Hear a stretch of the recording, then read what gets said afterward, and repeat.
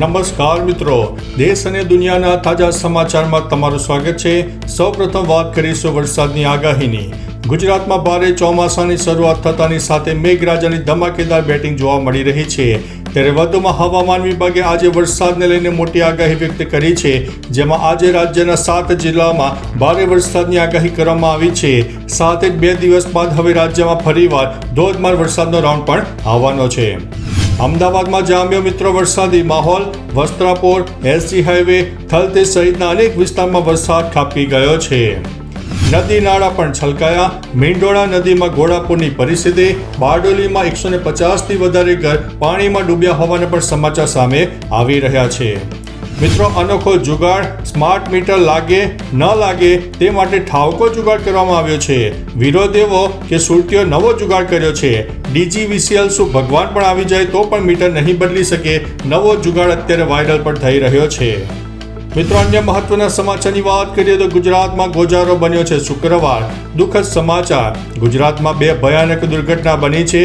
2 મહિલા સહિત 5 લોકોના કમકમાટી ભર્યા મૃત્યુ થયા છે।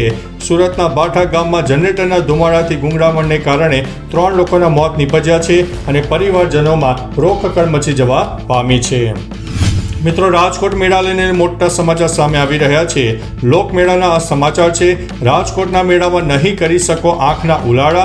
વહીવટીતંત્રે કડક નિયમો બનાવતા કોઈએ ફોર્મ જ ભર્યું નહીં, એટલે કે જાણે કે રાજકોટની ઓળખનું અસ્તિત્વ અત્યારે જાણે ભૂસાઈ રહ્યું હોય તેવું દેખાઈ રહ્યું છે। મિત્રો, હજુ પ્લેનની ક્રેશ સાઇટ પરથી મળી રહ્યા છે માનવ અંગ। 30 દિવસ બાદ પણ તપાસનો ધમધમાટ યથાવત જોવા મળી રહ્યો છે। મિત્રો, કેનેડા ઉપર કાફે ઉપર ગોળીબાર બાદ કપિલ શર્માને આતંકવાદી ધમકી। PM મોદીનો પણ તેની અંદર ઉલ્લેખ કરવામાં આવ્યો છે। મિત્રો, ગંભીરા પુલની વાત કરીએ તો ગંભીરા પુલ દુર્ઘટનામાં દેવદૂત બનીને પહોંચ્યા પાદરા પોલીસના જવાનો। 5 લોકોના જીવ તેમણે બચાવ્યા હતા અને રેસ્ક્યુ પણ કર્યું હતું। મિત્રો, અન્ય મહત્વના સમાચારની વાત કરીએ તો 2 યાત્રાધામો વચ્ચે નવી રેલવે લાઇનને મંજૂરી મળી ગઈ છે। પ્રયત્નો ફળ્યા છે। સાબરકાંઠા વાસીઓ માટે આનંદના સમાચાર છે। ખેડબ્રહ્માથી અંબાજી માટે નવી રેલવે લાઇનને મંજૂરી પણ મળી ગઈ છે। ગુજરાતમાં ચોમાસાની શરૂઆતથી જ મેઘરાજાએ જાણે કે ધમાકેદાર બેટિંગ શરૂ કરી દીધી છે। હવામાન વિભાગે આગામી 7 દિવસ માટે ભારે વરસાદની આગાહી કરી છે, જે લોકોને વધુમાં મુશ્કેલીમાં મૂકી શકે છે। ત્યારે મિત્રો, અન્ય મહત્વના સમાચારની વાત કરીએ તો અમદાવાદમાં એર ઇન્ડિયાના વિમાન AI-171 અકસ્માતનો પ્રારંભિક તપાસ અહેવાલ બહાર આવ્યો છે। ભારતીય વિમાન અકસ્માત તપાસ બ્યુરોના અહેવાલમાં ઘણા ચોંકાવનારા તથ્યો પણ સામે આવ્યા છે।